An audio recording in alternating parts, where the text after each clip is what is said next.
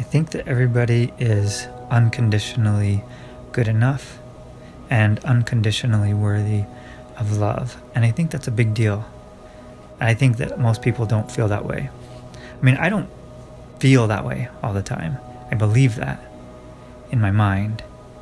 But the way I feel a lot of the time is like, well, I'm not good enough because of this or that. Like, I didn't do this right, or I did this wrong, or I'm not good enough in these ways,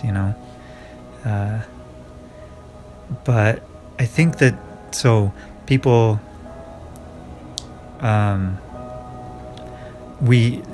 Brown says that people are hardwired for connection, and I believe that. I think that we absolutely must have connection with other human beings in order to be healthy and happy.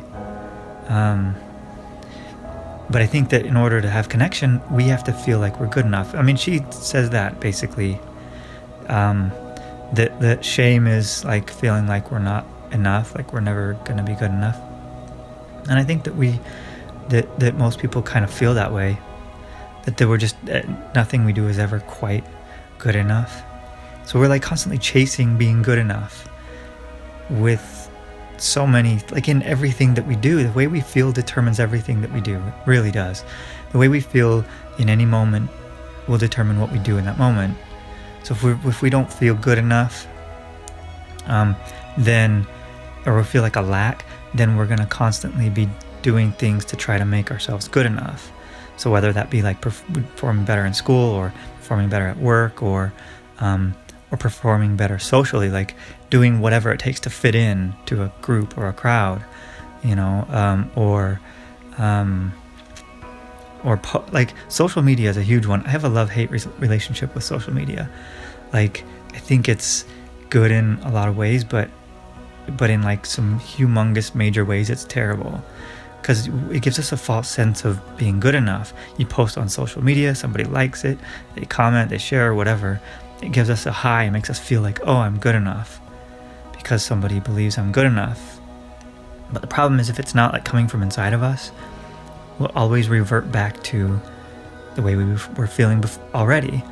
Like, what feeling we're tuned into is always like the feeling we go back to.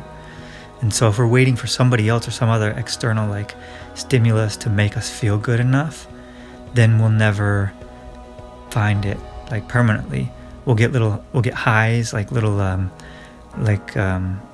stimulants, like we post on social media, we get likes, that makes us feel like we're good enough. That's a little high, but it doesn't last, because ultimately we'll go back to where we were before.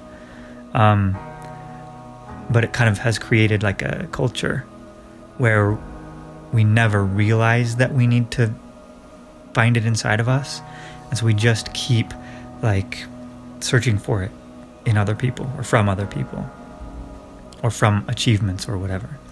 So that's just what I've been thinking about a lot lately. Like, if you can't feel good enough for love and connection right now as you are, then no achievement, or like no amount of likes or shares or posts or retweets or whatever, no amount of achievements or money or possessions, whatever, is ever going to make you feel like you're good enough.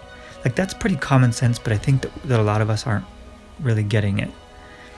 And we're still searching for being good enough from all of these external sources. So I just want to say, like, you are good enough right now and always for love and connection and happiness.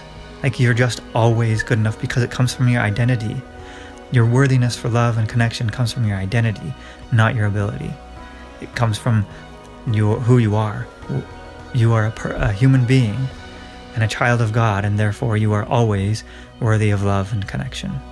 It doesn't mean you're always worthy of always perfect. You're never perfect. And that doesn't mean that you don't need to do good things, or that you shouldn't improve or get better, but you shouldn't improve or get better to earn your worth, to earn good enough. So just, you're always, always, always good enough.